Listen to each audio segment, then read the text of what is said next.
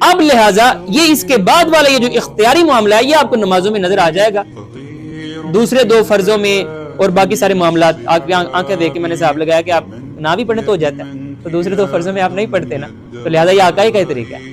تو لہٰذا باقی جو ہے اختیاری حصے ہیں کہ رکوع میں آقا نے کبھی سبحان ربی العظیم کہا, کبھی کسی طرح آقا نے اللہ کی تسبیح کی ہے, سجدے میں کبھی کوئی دعا کی, کبھی کوئی دعا کی. خیر آپ کو تو مجھے بتایا ہی نہیں گیا کہ دعائیں بھی کی جاتی ہیں سجدے میں. ایک ہے آقا نے کبھی ربی جعلنی پڑھی, کبھی کوئی دعا پڑھی. تو لہٰذا یہ باقی سارے معاملات اختیاری ہیں.